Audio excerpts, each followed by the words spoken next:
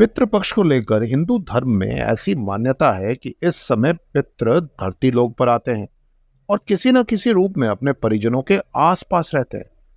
इसलिए इस समय श्राद्ध करने का विधान है। श्राद्ध के लिए 16 तिथियां बताई गई हैं, लेकिन किन तिथियों में किस पितर पर श्राद्ध करना चाहिए, आइए जानते हैं। पर इससे पहले आप इस चैनल में नए हैं तो चैनल को सब्सक्राइब करें और वीडियो को लाइक जरूर करें। पूर्णिमा श्राद्ध। पूर्णिमा को मृत्यु प्राप्त जातकों का श्राद्ध केवल भाद्रपद शुक्ल पूर्णिमा अथवा अश्विन कृष्ण अमावस्या को किया जाता है। इसे प्रोष्पदी पूर्णिमा भी कहा जाता है। जिस व्यक्ति की मृत्यु प्रतिपदा तिथि शुक्ल पक्ष या कृष्ण पक्ष के दिन होती है, उनका श्राद्ध इसी दिन किया जाता है। जिनका स्वर्गवास किसी भी महीने की पूर्णिमा को हुआ है, उन सबका श्राद्ध किया जाता है। प्रतिपदा श्राद्ध पर नाना नानी के परिवार में कोई श्राद्ध करने वाला नहीं हो और मृत्यु की तिथि ज्ञात ना हो, तो उनका श्राद्ध प्रतिपदा को किया जाता है। इस दिन श्राद्ध करने से श्राद्ध करने वालों को और उसके परिवार को अच्छी बुद्धि, पुष्टि, पुत्र पौत्र आदि और ऐश्वर्य की प्राप्ति होती। द्वितीय श्राद्ध। जिस भी व्यक्ति की मृत्यु द्वितीय तिथि शुक्ल पक्ष कृष्ण पक्ष के दिन होती है, उनका श्राद्ध द्वितीय श्राद्ध में किया जाता है। इस दिन श्राद्ध कर्म करने से व्यक्ति को हर तरह के सुख साधन मिलते हैं। तृतीय श्राद्ध। तृतीय श्राद्ध परिवार के उन मृतक सदस्यों के लिए किया जाता है जिनकी मृत्यु तृतीय तिथि पर हुई। इस दिन शुक्ल पक्ष अथवा कृष्ण पक्ष दोनों ही पक्षों की तृतीय तिथि का श्राद्ध किया जा सकता है। तृतीय तिथि में श्राद्ध करने से व्यक्तियों को शत्रुओं से छुटकारा मिलता है और समस्त कष्टों से मुक्ति मिलती। चतुर्थी श्राद्ध। शुक्ल या कृष्ण पक्ष दोनों में से किसी भी चतुर्थी तिथि को जिस भी व्यक्ति की मृत्यु होती है, उनका श्राद्ध चतुर्थ तिथि के दिन किया जाता है। इस दिन श्राद्ध करने से व्यक्ति को शत्रुओं से होने वाले अहित का पहले से ही ज्ञान हो जाता है।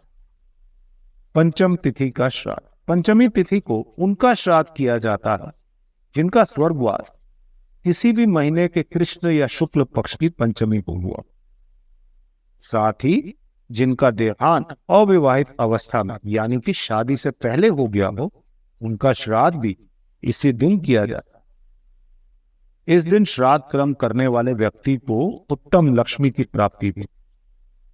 षष्ठी तिथि का श्राद्ध।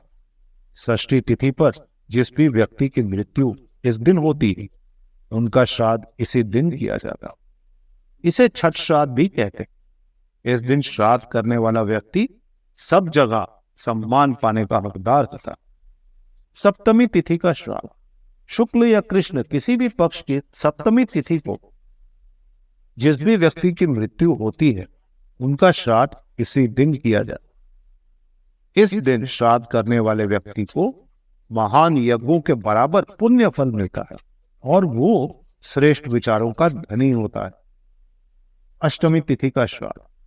यदि निधन पूर्णिमा तिथि को हुई हो, तो उनका श्राद्ध अष्टमी, द्वादशी या पितृमोक्षामावस्या को किया जाता है। इस दिन श्राद्ध करने वाले व्यक्ति को संपूर्ण समृद्धियों की प्राप्ति होती है। नवमी श्राद्ध।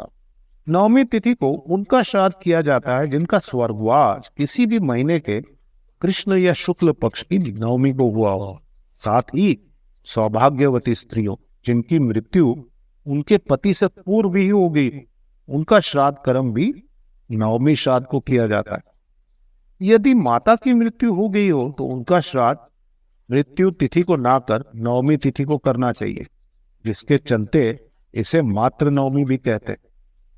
जिन महिलाओं की मृत्यु की तिथि मालूम ना, उनका भी श्राद्ध नवमी को ही किया जाता है। इस दिन श्राद्ध करने वाले व्यक्ति को ऐश्वर्य की प्राप्ति होती है और मनचाहा दाम्पत्य सुख मिलता है। नवमी के दिन श्राद्ध करने से जातक के सभी कष्ट दूर होते। दशमी श्राद्ध। दशमी तिथि को जिस भी व्यक्ति की मृत्यु होती है, उनका श्राद्ध महालय की दशमी तिथि के इसी दिन किया जाता है। इस दिन श्राद्ध करने वाले व्यक्ति को कभी लक्ष्मी की कमी नहीं होती, उसके पास धन संपदा बनी रहती। एकादशी श्राद्ध। एकादशी तिथि को उन लोगों का श्राद्ध किया जाता है जिनका स्वर्गवास किसी भी महीने के शुक्ल या कृष्ण पक्ष की एकादशी को हुआ हो।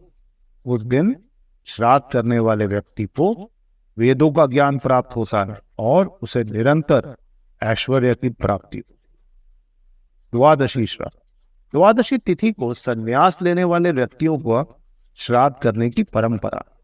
जिनके परिजन सन्यासी हो गए हों उनका श्राद्ध द्वादशी तिथि को करना चाहिए। यही कारण है कि इस तिथि को सन्यासी श्राद्ध के नाम से भी जाना जाता है। इस दिन श्राद्ध करने वाले के घर में कभी भी अन्न की कमी नहीं होती। त्रयोदशी श्राद्ध। त्रयोदशी तिथि को उन लोगों का श्राद्ध किया जाता है जिनका स्वर्गवास किसी भी महीने के कृष्ण या शुक्ल पक्ष की त्रयोदशी को हुआ। साथ ही नवजात शिशुओं का श्राद्ध भी त्रयोदशी श्राद्ध को किया जाता है। इस दिन श्राद्ध करने से व्यक्ति को श्रेष्ठ बुद्धि, संतति, धारणा शक्ति, स्वतंत्रता, दीर्घायु और ऐश्वर्य की प्राप्ति होती। चतुर्दशी श्राद्ध। चतुर्दशी तिथि को उन लोगों का श्राद्ध किया जाता है जिनका स्वर्गवास किसी भी महीने के कृष्ण या शुक्ल पक्ष की चतुर्दशी को हुआ। साथ ही उन लोगों का श्राद्ध भी इसी दिन होता है जिनकी अकाल मृत्यु हुई, यानी जिनकी मृत्यु किसी एक्सीडेंट, किसी शस्त्र या जिनकी मृत्यु जल में डूबने, विषपान करने से हुई। इस दिन श्राद्ध करने से व्यक्ति को किसी भी अज्ञात भय का खतरा नहीं होता है। अमावस्या श्राद्ध। सर्वप्रत अमावस्या पर ज्ञात अज्ञात सभी पितरों श्राद्ध करने की परंपरा है। इसे पितृ विसर्जनी अमावस्या, महालय समापन आदि नामों से जाना जाता है।